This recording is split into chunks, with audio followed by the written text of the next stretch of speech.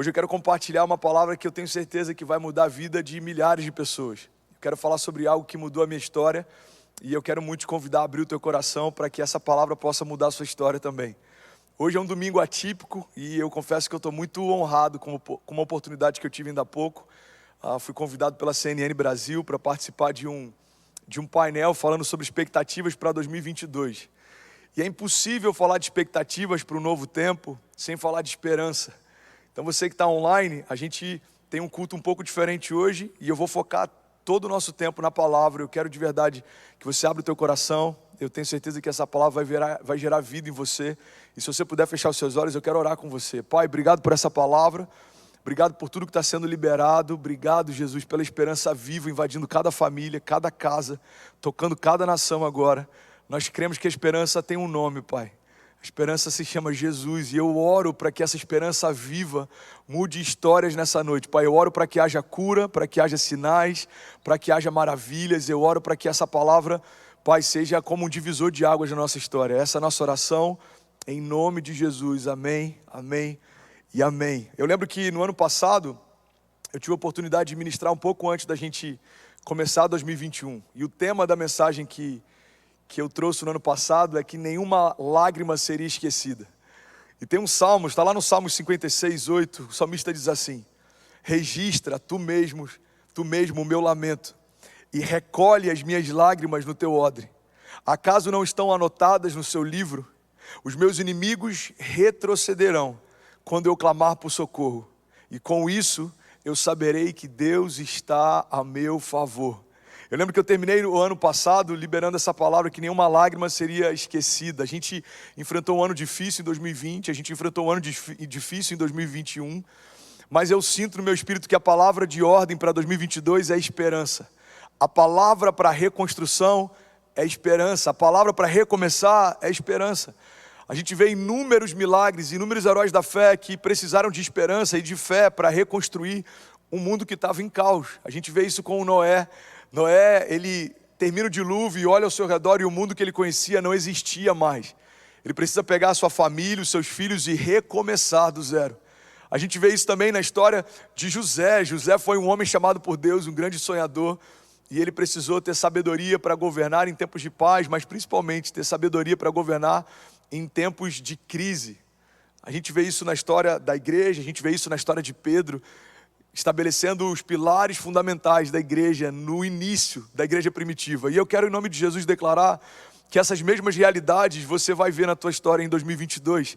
A fé e a esperança guiando você, mesmo se algumas coisas não fizerem tanto sentido em alguns momentos.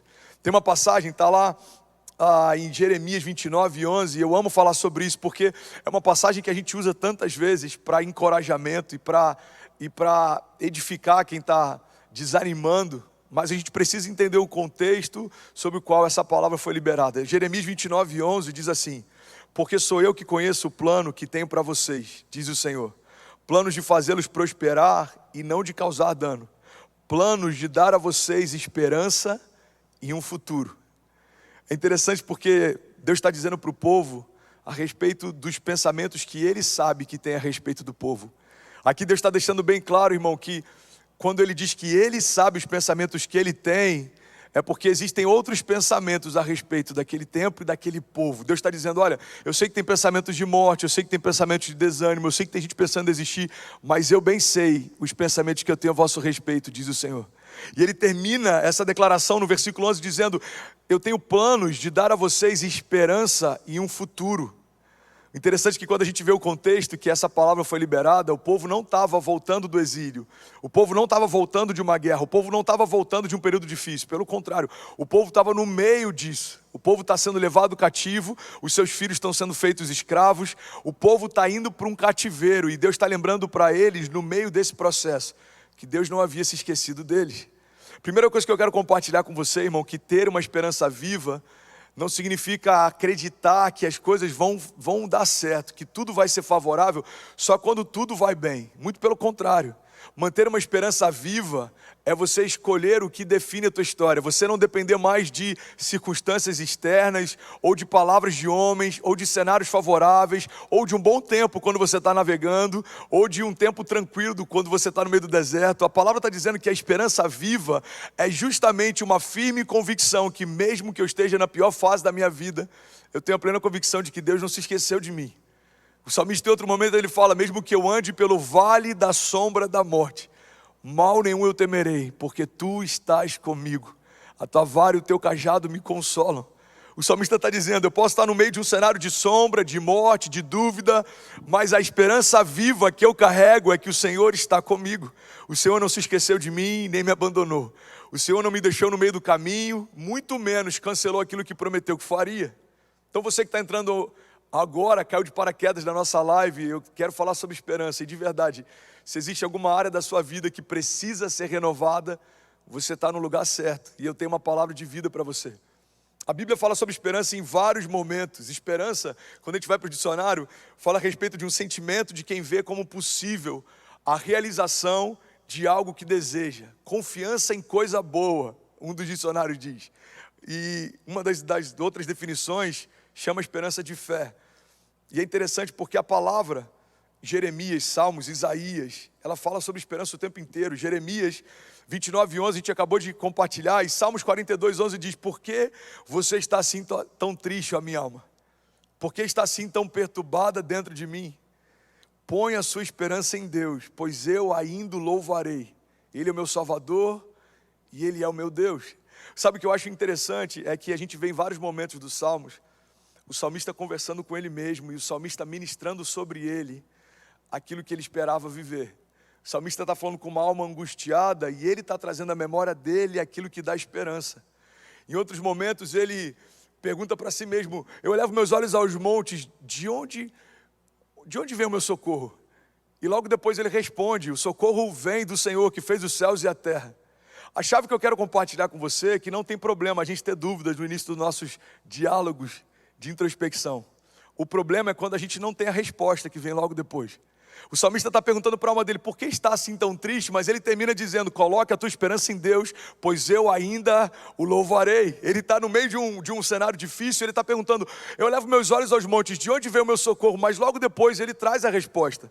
Ele fala, o meu socorro vem do Senhor, que fez os céus e a terra. Irmão, olha para mim, eu posso estar falando com pessoas nessa noite que talvez tenha a primeira parte dessa pergunta, mas você ainda não tem a resposta, e eu quero em nome de Jesus liberar isso sobre você.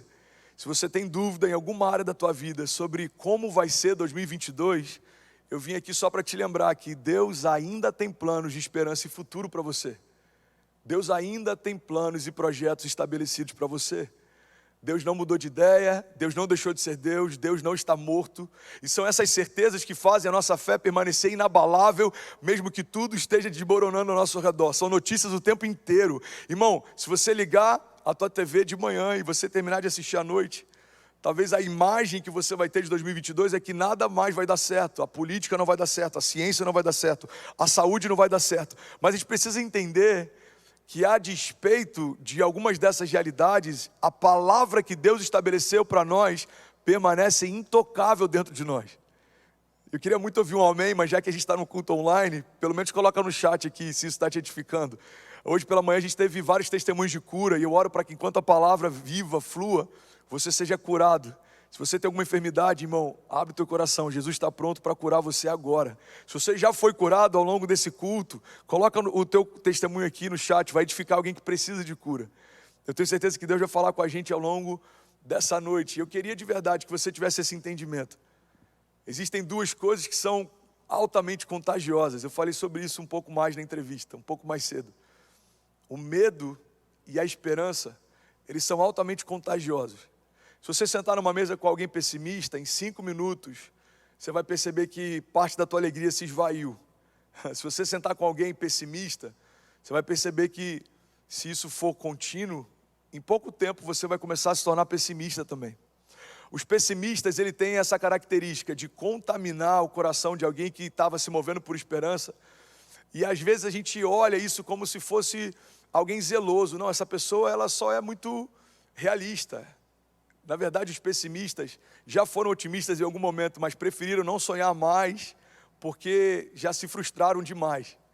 Irmão, eu não sei se você já teve alguma frustração, mas eu estou falando aqui como alguém que já se frustrou várias vezes, e eu ainda continuo esperando aquilo que Deus preparou para mim. Eu ainda prefiro escolher a esperança como sendo o meu norte, porque é mais fácil e é mais prático a gente diminuir as nossas expectativas, a gente se frustra menos, a gente espera pouco e vive pouco, a gente tem baixas expectativas e as baixas expectativas se cumprem, mas isso é algo natural, isso qualquer pessoa pode viver. O que Deus tem para nós é algo sobrenatural.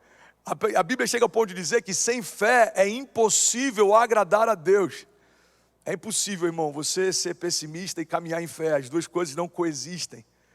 E é por isso que eu quero compartilhar isso com você, porque em algum momento da nossa história, a gente precisa decidir quem é o centro da nossa história. Ou são as palavras de vida que eu carrego, ou são as notícias de morte que me cercam. Ou são as promessas que eu carrego, ou é a opinião dos que me cercam. Irmão, Deus já tem uma opinião a teu respeito, Deus já tem planos e projetos para o teu ano. Deus não foi pego de surpresa em 2021, muito menos vai ser em 2022. E é por isso que a gente tem esse entendimento de que é a gente que vai decidir o que a gente vai carregar e que, mais do que isso, o que a gente vai carregar é o que vai definir, o que vai contagiar quem está ao nosso redor. A gente precisa ter esse entendimento que o início de cada ano é uma oportunidade da gente tirar o peso do medo e a gente se encher de esperança. Talvez você está me ouvindo, você é empresário, você quebrou nos últimos anos. Eu vim aqui só te lembrar, irmão, que o Deus que fez algo na tua história quando nada existia pode fazer de novo, e de novo, e de novo. Again, again, again. Tem uma música, se eu não me engano, da Hilson, Do It Again, e eu gosto de colocá-la bem alto no meu carro, porque a gente tem que trazer à nossa memória que aquilo que Deus fez no passado, Ele está pronto para fazer de novo. Talvez você está me ouvindo e você está passando um problema de saúde, você está ouvindo isso da boca de alguém que há 4 anos atrás foi livrado por Deus da morte. Eu vim aqui só para te lembrar que o Deus que curou a mulher do fluxo de sangue, ou curou o paralítico que desceu do telhado, ou curou os leprosos, irmão, é o mesmo Deus que continua fazendo milagres hoje. Então a pergunta é, em 2022, o que vai nortear a minha história? O medo ou a esperança? Irmão, é impossível a gente caminhar com Deus e ainda assim ser guiado pelo medo.